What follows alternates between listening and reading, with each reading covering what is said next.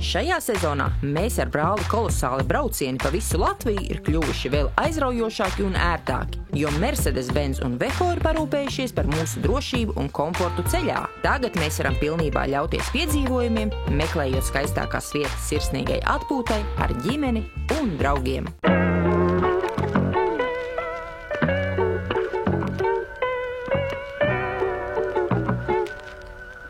Pirms dažām dienām mēs mūsu mīļajiem draugiem Mercedes uzprasījām, vai viņiem gadījumā nav kāda mašīna, kur var ielikt kaut ko nedaudz vairāk, jo V-klase ir ļoti glauna, bet mēs šoreiz vēlējāmies kādu mašīnu, kas ir nedaudz vienkāršāka un nedaudz tāda praktiskāka. Un ziniet, ko mums Mercedes teica?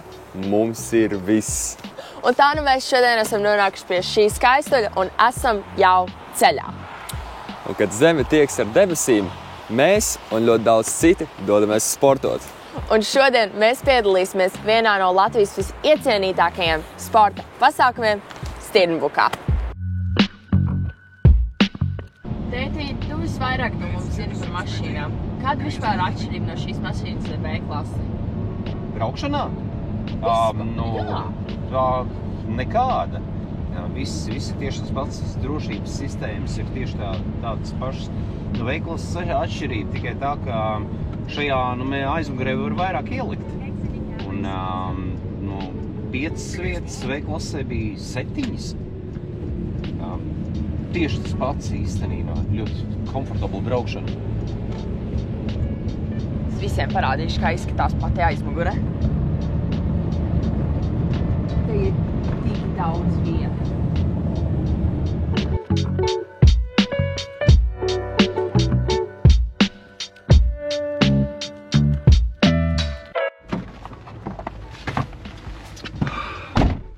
Tikko teica, ka reģistrācija mums jābrauc tur taisni, tad jāgriež pa labi, tur būs asfalts, un tur mūs sagaidīs cilvēks, un jā, parādīs uz parkingu. Fantastiski. Vienkārši aprīlis spridzina. Mēs tagad jums reģistrāciju.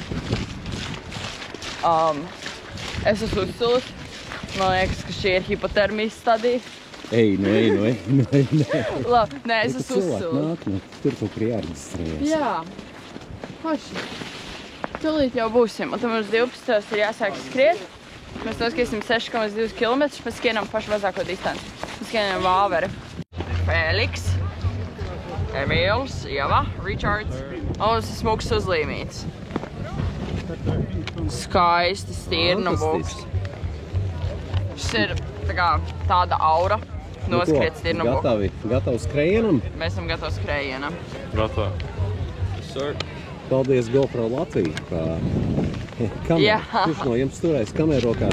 Man liekas, mēs mainīsimies. Obau, izēles, kupons.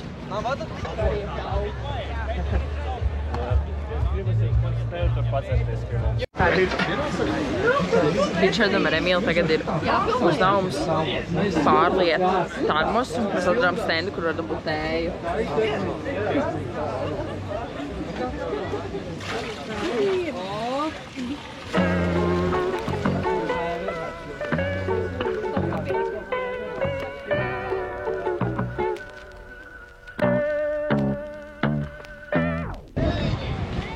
Tu vari palikt. Rakstīts ir augšā. Veselība.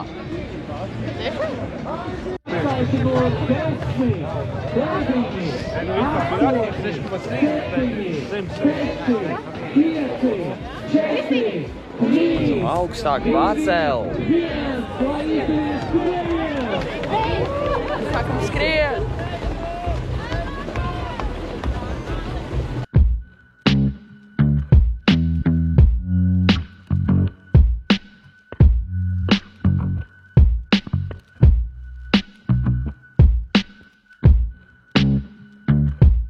Jā.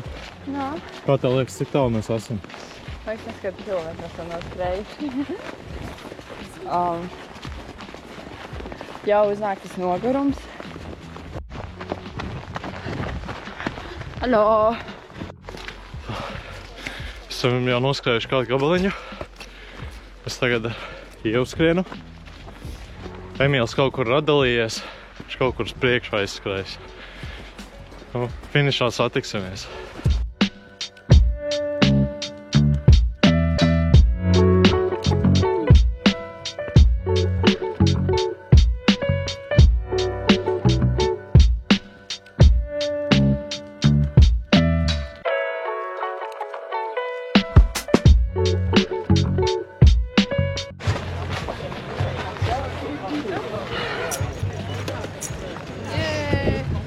Yay!